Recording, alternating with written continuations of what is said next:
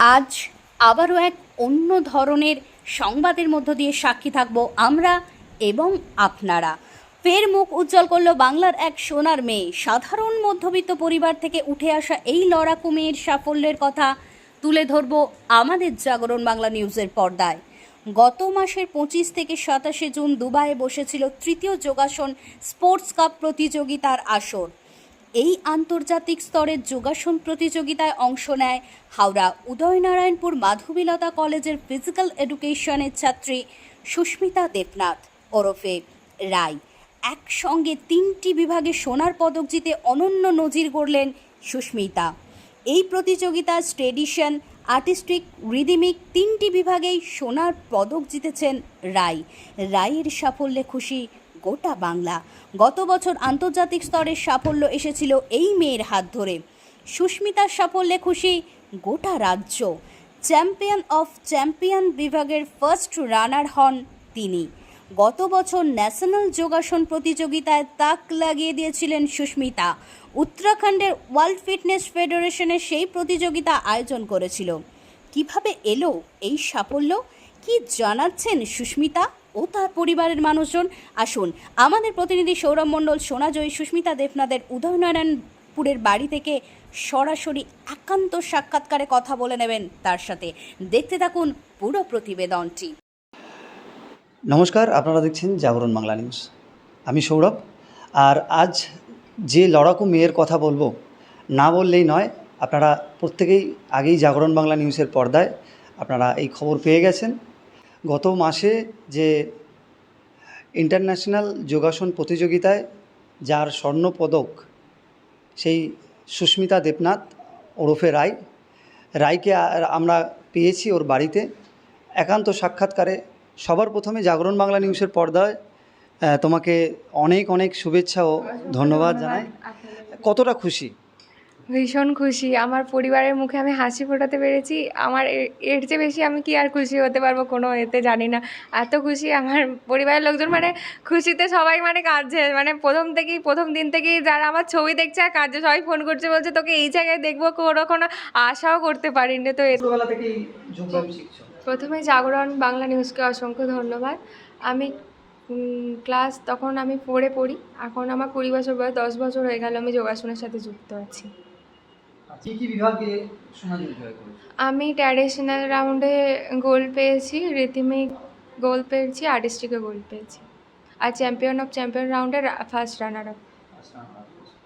কতটা কঠিন ছিল? একদমই সহজ ছিল না। মানে আমি যাওয়ার আগে আর্থিক দিক দিয়েই বলি, যেভাবে দিক দিয়ে বলি, স্ট্রাগলটা আমার আর আমার সাথে আমার পরিবারেরও অনেকটা ছিল। আর আমি কারোর কাছ থেকে কোনো আর্থিকভাবে সাহায্য পাইনি। এখন সবাই আসছে, বাট আগে কেউ আমার সাপোর্ট করেনি। আর ছোটোবেলা থেকেই আমি যখন প্রাইমারি স্কুলে পড়তাম, তো তখন আমি না শিখেই, তখন তো যোগাসন প্রাইমারি স্কুলে ছিল না, স্কুল স্পোর্টসের মধ্যে অ্যাড হয়নি, জিমন্যাস্টিক ছিল। আমি জিমন্যাস্টিকই কোনো দিন শিখিনি, না শিখেই 3বার ডিস্ট্রিক্ট খেলে এসেছি। তারপরে মায়ের সাথে আমার স্কুলের ম্যামের পরিচয় হয়। মা বলে যে আমার মেয়েও পারে, তো ম্যাম বলে, খেলে আসার পর ম্যাম বলে যে তাহলে ওকেও যোগাতে ভর্তি করো, আমাদের এখানে টিচার আছে একজন অরূপ মান্না নাম বলে, উনি এখন স্বর্গীয়, তো ওনার কাছেই আমি প্রশিক্ষণ নিই তখন।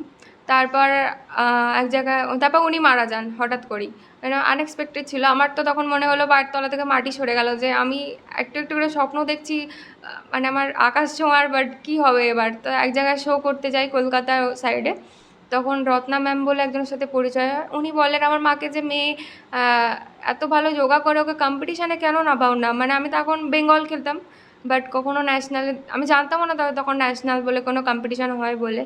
তো ওখান থেকে যোগাযোগ হয়, আমি অরুণ দাস বলে একজন টিচারের কাছে ভর্তি হই, শিখি। ওনার আন্ডারে 2 বছর ক্যালকাটা ইউনিভার্সিটির হয়ে ন্যাশনাল খেলে এসেছি। আর তারপর খেলো ইন্ডিয়া খেলার সুযোগ আসে, উনিও মারা যান। তো আমি ভাবেছি মানে কী হবে, মা বললো যে তুই পিছাস না, আমরা তো সাথে আছি, তুই যা খেলে আয়। তো আমি খেলে আসি খেলো ইন্ডিয়াতে। ওটা গ্রুপ গেম ছিল, ওখানে ব্রোঞ্জ মেডেল পাই। তারপর উনি মারা যায়। আর আমার বর্তমানে এখন স্যার হচ্ছেন স্যার গৌরাঙ্গ সরকার। ওনার কাছে শিখে আমি উত্তরাখণ্ডের ন্যাশনাল চ্যাম্পিয়নশিপে 3টি বিভাগে পার্টিসিপেট করি, একটা গোল্ড, একটা সিলভার, একটা ব্রোঞ্জ পাই।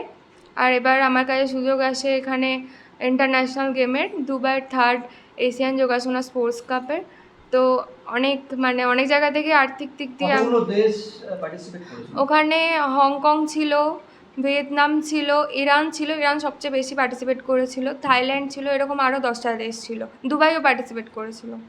আচ্ছা, এই যে সাফল্যে কতটা খুশি? ভীষণ খুশি, আর সবচেয়ে বেশি খুশি আমার পরিবারের মুখে হাসি ফোটাতে পেরেছি, ওতে আচ্ছা, আমার আরও বেশি খুশি। দ্বিতীয় প্রশ্ন হচ্ছে যে এর পরবর্তী কি হতে চাও, মানে কি ভবিষ্যতে প্ল্যানিং কি আছে? আমার এখনো পর্যন্ত আরেকটা ইন্টারন্যাশনাল গেম আছে, যেটা বললাম উত্তরাখণ্ডে হয়েছিলাম, ওখানে সিলেকশন পেয়েছি শ্রীলঙ্কা যাওয়ার জন্য, বাট এখানেই সবার কাছে ধার লোন করে আমি ওখানে গেছি। তো এটাই মানে আগস্টে আমার খেলা আছে, আমি জানি না ওখানে কীভাবে যাব, এটাই এখনও মেটাতে পারিনি। আর পরবর্তীকালে আমি ফিউচার নিয়ে আমি এক জায়গায় চাকরি করি এখন, খেলো ইন্ডিয়া মেডেল পাওয়ার পর ওখান থেকে আমার জবের জন্য অফার আসে, ওটা একটা ডিফেন্স কোম্পানি।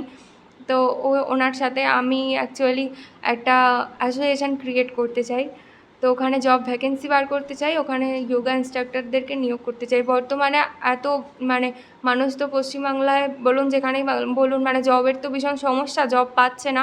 আমি চাই এভাবে মানুষকে অতটা কিছুটা হলেও সাহায্য করতে, যাতে তারা চাকরি নিয়ে ভবিষ্যতে আর চিন্তা না করতে হয়। আচ্ছা, আর আমার স্টুডেন্ট, তুমি ফিরেছো, হ্যাঁ এখানে এলাকার কোনো জনপ্রতিনিধি তোমার সঙ্গে দেখা করেছে? না এখনো পর্যন্ত করেনি। এখানে তোমার পরিবারের পাশাপাশি কার আর সাপোর্ট পেয়েছো? সাপোর্ট পেয়েছি, আমার কলেজের একজন টিচার ছিলেন, উনি ওনার নাম প্রকাশ্যে আনতে বারণ করেছেন, মানে যারা তো হেল্প করেন তারা প্রকাশ্যেই থাকেন। তো উনি বলেছিলেন একটা এনজিও আছে ওখানে, শোভা ফাউন্ডেশন, ওখানকার সাথে কন্ট্যাক্ট করেছিলাম, ওনার নাগের বাজার গিয়ে যেতে হয়েছিল, ওনারা অনেকজনের কাছ থেকে কিছুটা আমাকে হেল্প করেছিলেন। আর আমার একজন বন্ধু আছে ভিয়েতনামে থাকেন, উনি জব করেন, তো উনি আমাকে কিছুটা ধার দিয়েছিলেন। তারপর আমার একজন মামু আছেন, তো তিনি, আমার ফ্যামিলি, আমার মাসিমণিরা আছে, আমাকে যতটা পেরেছে সাহায্য করেছে, বাকি সবার কাছ থেকে লোন ধার এ সমস্ত করে আমি গিয়েছি। আচ্ছা, ধরো এই যে যারা যোগাসন শিখছে বা যোগাসন নিয়ে স্বপ্ন, বা ছোট যারা যোগাসন প্রতিযোগিতায় অংশগ্রহণ করছে, তোমাকে দেখে উদ্বুদ্ধ হতে চায়, তাদের কি বলবে, তাদের সম্পর্কে কি বলবে? আমি বলতে চাই যে যোগাসনটা তারা শুধুমাত্র শরীর সুস্থ থাকার জন্য নয়, কেরিয়ার গড়ার জন্যই করুক। এখন যেমনি আমাকে সবাই সুস্মিতা দেবনাথ বলে কংগ্রাচুলেট জানাচ্ছে, যদি তাদেরকেও তারা আর্থিকভাবে সাহায্য পায়, তো তাহলে গ্রামে গঞ্জে এরকম অনেক সুস্মিতা দেবনাথ আমার থেকেও অনেক বেটার মানুষ পেয়ে যাবে, তারা আগামী দিনে আমার থেকেও আশা করছি অনেক উপরে যাবে। মেয়ের এই সাফল্যে কি বলবেন? তাকে নমস্কার জানাই। তো মেয়ের সাফল্যের জন্য আমরা তো খুবই গর্বিত, শুধু আমরা নয়, পুরো আশা করি পুরো উদয়নপুর চত্বর, শুধু বলবো না, হাওড়া, পুরো ইন্ডিয়া রায়ের জন্য খুবই গর্বিত। আর এটাই করা উচিত। আর ওর যা স্ট্রাগল করেছে মেয়েটা, মানে ওর সেই ফলটা পেয়েছে, কারণ পরিশ্রমই একমাত্র চেষ্টা আর জেদ ইচ্ছে শক্তি থাকলে পারে কিন্তু সাফল্য লাভ হয়।